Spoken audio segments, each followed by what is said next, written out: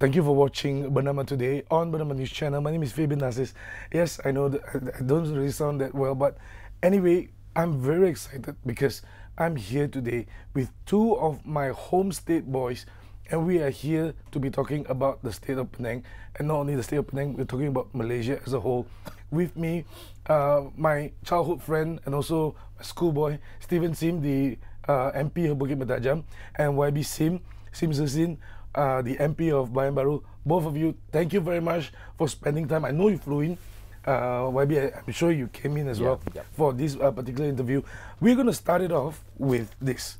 Yesterday, Anwar Ibrahim actually had a rally, and this is the first time ever, if you've watched it, it's on TV1, it's on TV3, and it's on all the major news channels, or basically major televisions in Malaysia. Tell me a little bit, how do you guys feel? Because it's been so long, 10 years if I'm not mistaken, he's been struggling to do this. And he's not getting any news, any reviews. How do you feel when he is actually finally released and totally been cleared of all the charges against him, even since 1998?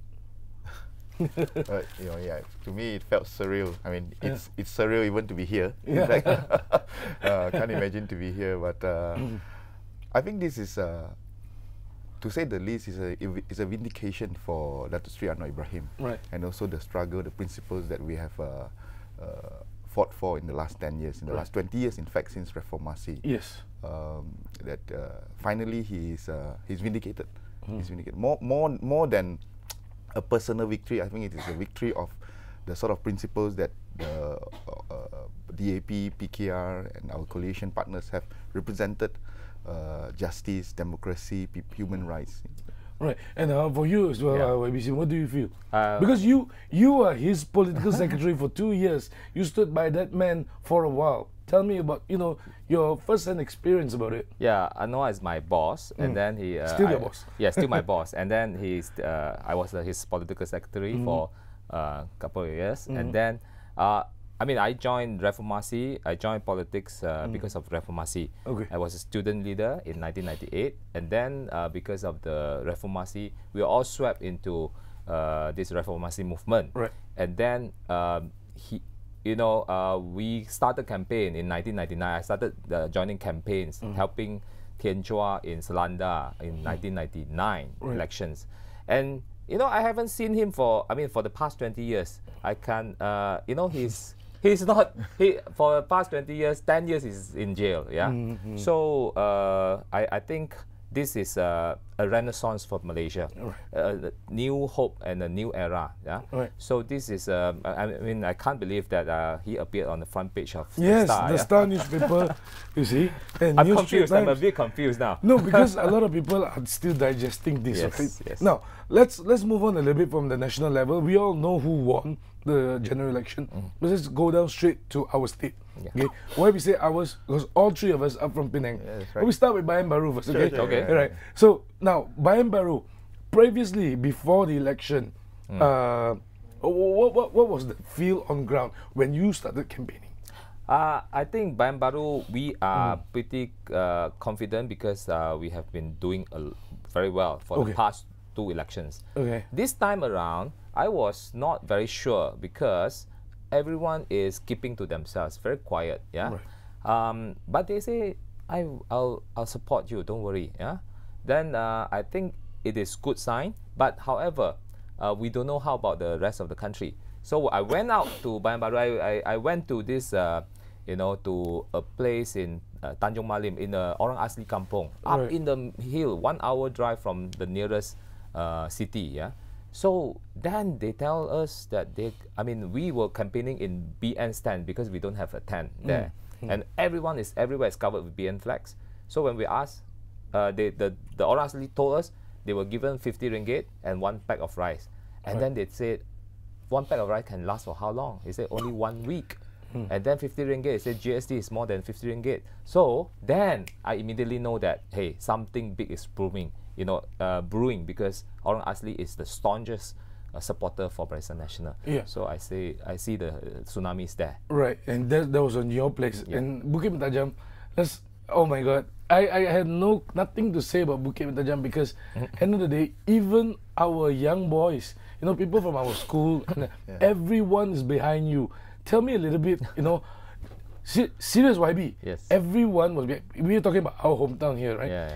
Tell me, you know, you came from a nobody, MPSP boy. We even disturb you, cuci longkang, any longkang drainage, we call you, right? And then now, here you are, shaking people's hands and helping people during floods. You know, maybe you can tell me a little bit more how you actually felt. I mean, it's funny that you mentioned MPSP. I was a councillor before I stood for election in 2013.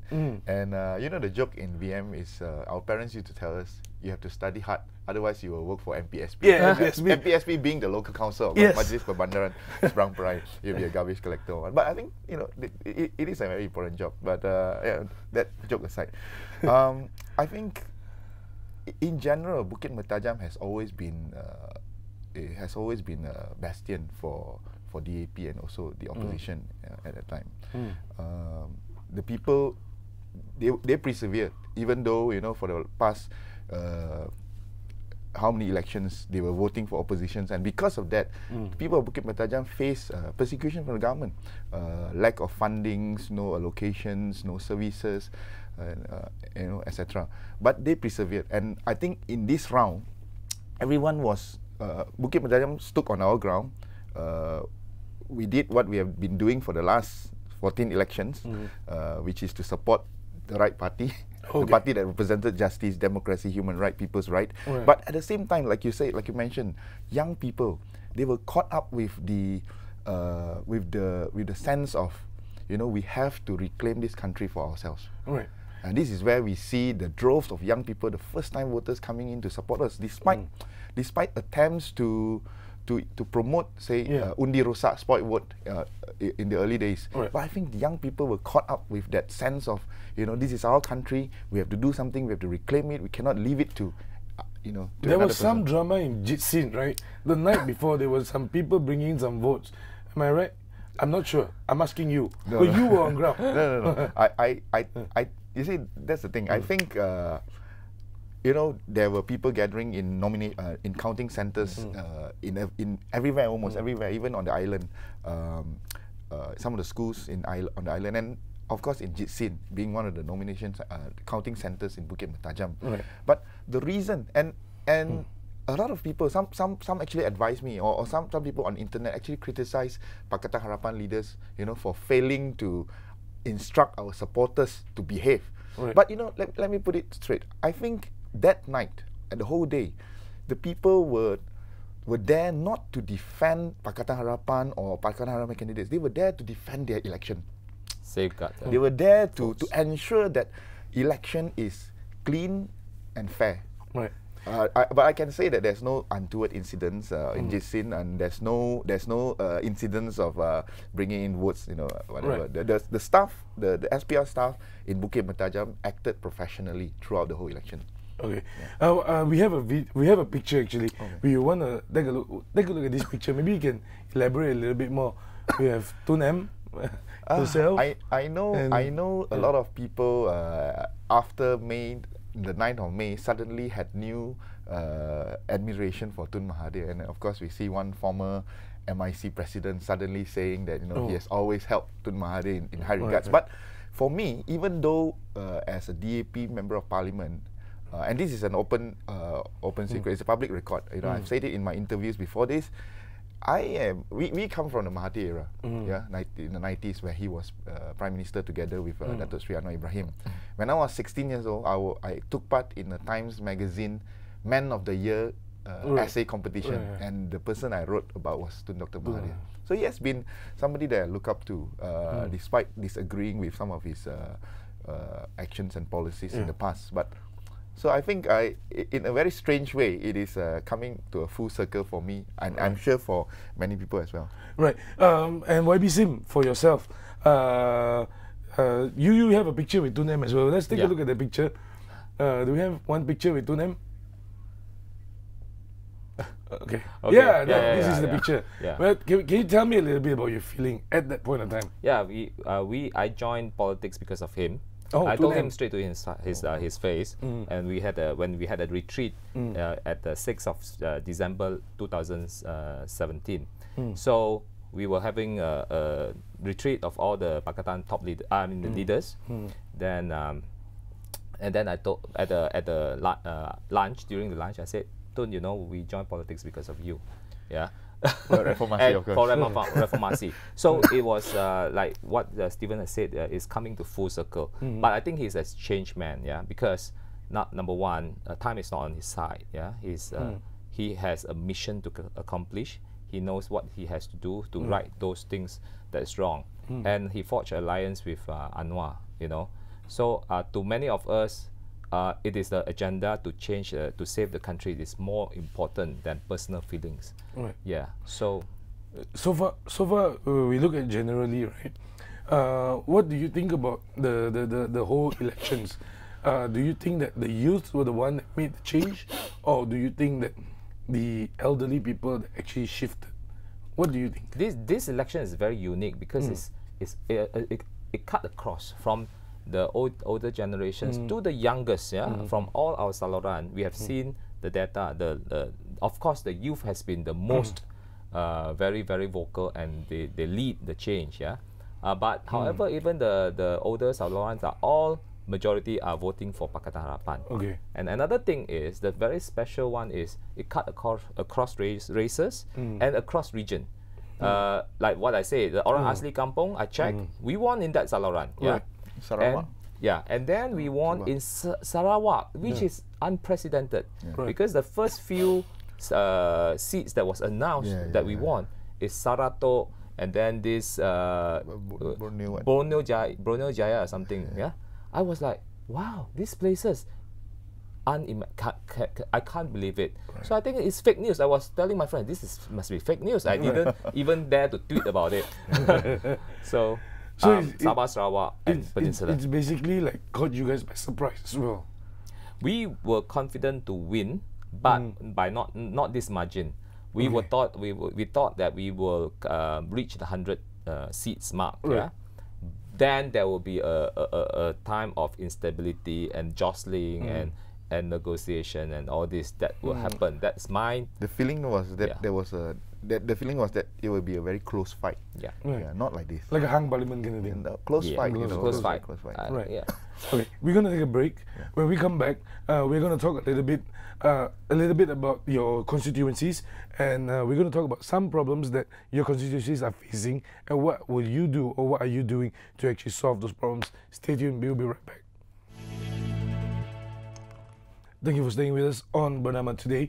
This is Bernama News Channel. With me, I have two YBs in the house. One is an MP from Bukit Petajam, Stephen Sim, and the other is the MP of Bayan Lepas, and his name Bayan Baru. Bayan Baru. I'm so sorry. And his name is YB Sims Sin, right? All right. Maybe the question will be thrown to both of you. The first question I would like to ask is, this is based on my personal observation and my personal opinion, that I see that the moment there was a change of state government in Penang, there were a lot of efforts, especially your side. I know him.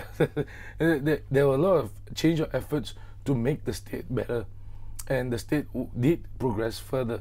But did you use this as, I would say, this is the results that we had before for the last 10 years for you to campaign for this 14th general election? No, I think if anything, the results in Penang has shown that there's an increase in terms of the seats that we won, and I think a key reason would be the performance of the state government in the last 10 years. The people of Penang, they know, despite the propaganda from the opposition, the current opposition, the people of Penang know personally what sort of changes we have experienced. From being the dirtiest state to the cleaner state, not just in Malaysia but also in ASEAN region. The good governance principles that we've put in, commendations from even from our opponent, the federal government. You know, these are objective facts which they cannot deny. One of the best fiscal management of all states government, one of the highest FDIs. various welfare, financial assistance to the people. So I think the performance of the state government of Penang, everyone put in a lot of hard work, especially our Chief Minister, former and current Chief Minister, Lim Guan Eng, as well as Chow Kuan Yew, put in a lot of hard work to make sure things work. And we have to remember that in the last 10 years, we were operating in an environment where fundings from the federal government is very limited. Assistance and cooperation with federal government for a variety of reasons has been very lacking. So despite all this, I think Penang can proudly say that we have been successful in the last 10 years, and I'm very hopeful for the next 10 years. Right. YB Sim, when you look at Penang 10 years ago and now, there are a lot of progress. You and I know that, right? Yep. There are a lot of things happening. You said that there's going to be an LRT that's coming into your constituency. You told me that earlier on you have I don't know whether the tunnel is coming in as well. Maybe you can share with me a little bit more, or with us here a little bit more. What's in store from your side to the people? I think we are going into it's a very exciting time. For the past 10 years, we were deprived of federal funding. We were deprived of cooperation. A lot of what they call development is stalled because of federal interventions, and fundings are not coming. And then everyone is saying that there's no funding coming to the state. So this is quite true. Now, with a new government, especially the finance ministers from our former chief minister, I think Penang will be what you call applying for more peruntukan to the state. I think a more exciting one is to solve the traffic problem in Penang, which is this LRT. We have a very comprehensive public transportation master plan, and now it is time for us to look into it and execute it. Yeah. So I think in Bayan Baru especially, we have 2 or 3 major projects. Number one, we have airport expansion, which was already approved by the previous government. So we will have to go and execute it. Yeah. I'm going to dig a little bit deeper. Yeah. What is a comprehensive plan? Because earlier on you're saying a comprehensive plan, right? Yeah. What do you mean by that? Okay, comprehensive transportation master plan. We have highways. We have highways that to ease the congestion, because right now we are only concentrating on. There's only one highway, which is Tun Dr. Lim Chong Yu Highway. Yes. That's all. Yeah. The whole island. If let's say something happens on that, then the whole traffic will be all massive jams. Yeah. Right. So now, then we have to have. Then we will build pair roads. Okay, what they call Penang Pan Island Link to ease the traffic highway. That will be a new highway, and then there's also LRT, linking the airport to Komta, and then some trams within this heritage area, and one monorail, if I'm not mistaken, from Times Square, right? Times Square to Aitam. Okay, so these are. And then also LRT in the second phase or third phase will link to the Seberang. So that will be quite a comprehensive public transportation as well as highways going to be built. That will be exciting for the whole Penang, the development. Yeah. Right. And moving to you, Stephen, let me clarify a little bit. We were in 2 floods before. Yeah. Right. One was when we were maybe about 11, 12 years old, and the other is just a few months ago, right? Last year. Yeah. Are there things that can be done on your side? The November 2017 flood. I mean, for those of us who are in Penang, like, as you mentioned, the last major flood was when we were 12 years old, which is like almost more than 20 years ago. Right. But in the past 10 years in Penang, the state government, again, despite, and this is a very real problem, it is not because we want to blame federal or political reason, but, and I've mentioned it in Parliament, you know, we were receiving less than 1% of federal budget in terms of funding to the state government. So you can imagine how little it is. And the Penang state government's budget to the ratio of federal budget is 1 to 300. So we are 300 times smaller in terms of spending, and despite that, in the last 10 years, the state government has done whatever we can to mitigate incidents of flood. I think we have spent almost in the region of almost up to 1 billion in the past few years, including in places such as Bukit Mertajam. Bukit Mertajam is one of the hotspots. When we were growing up, we were from the same hometown. When we were growing up, we know that places like Sri Rambai, you know, certain places in Pematang Tinggi, Desa Damai, all these are hotspots. But because of the flood mitigation projects that were put in place, last 10 years in Bukit Mertajam alone, we are talking about almost 40 million in terms of funding for flood mitigation. Because of that, we have managed to minimize or reduce the incidence of flood. But the November 2017 flood was, of course, is what we call a freak incident, where the amount of rain is just beyond extraordinary. It's 1.5 months or almost 2 months of rain falling in a single night. So, despite areas which we have already implemented flood mitigation, the system could not cope with that historic, extraordinary freak weather incident. But I'm confident that with the federal government now being with us, more funds will come into flood mitigation, and flood mitigation is also one of the key projects which the new Chief Minister has committed himself to in the next 1 year. So, yeah. We have about 7 minutes to go. Maybe this is a question I'm going to throw it straight to both of you, and tell me your personal opinion on this. Okay, you know, previously there were politics on race, right? They tend to use, if you're Chinese, you must have a Chinese leader. If you're Indian, you must have an Indian leader. But we see a shift already. And then when Lim Guan Eng says that I am Malaysian first, is this what he put on to his team of people in Penang or in Malaysia, that he wants to showcase this? Maybe you can tell me the inside story of this instead of us listening to the newspaper. Hear it from the horse's mouth. I think this is a new generation. This is a new renaissance for Malaysia, which is, you know, the change cannot be accomplished with only one race, Chinese or Malay itself. Yeah, in 1999 there was a Malay tsunami, but the Chinese didn't want to change government, so the government still stays with PN. The same thing with 2013, where the majority of Chinese wanted change, but there's still substantial Malay voters feels that it should be, you know, continued with PN. So things doesn't change. This election is everyone, and Skadazan, and as well as Iban and Sarawak and Sabahan. So change only can happen if there's a national consensus, and that's where and also why they feel comfortable to change, because there's a multiracial coalition by Pakatan Harapan. Tun Mahathir and Anwar and Keadilan, DAP are all multiracial party, especially Keadilan, and what do you call? Then they feel confident that they are in a safe hands. Right. So I think we represent. I think Stephen and I agree that we represent multiracial Malaysia. We always believe anak Melayu anak saya, anak Cina anak saya, anak India, anak Kadazan, anak Iban, anak saya. So with this kind of 我们都是一家人, we are one family.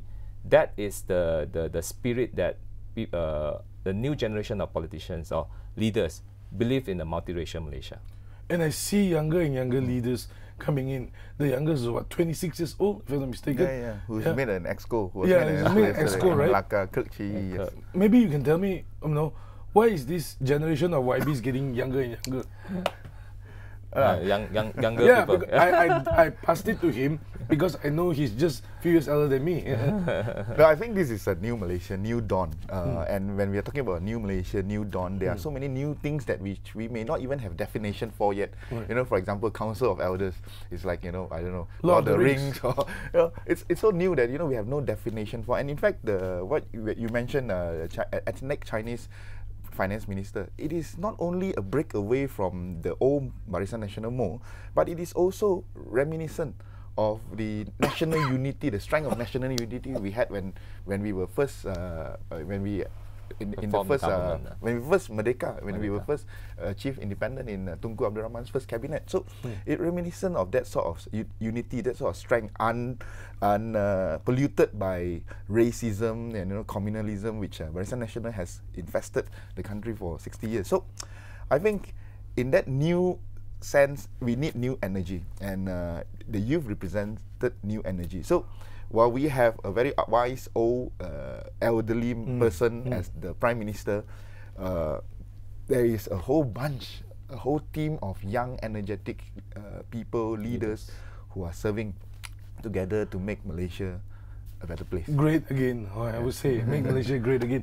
Thank you very much. In your capacity, I hope that you serve the people well, and I wish you all the best in the next 5 years that you are in the governmental position.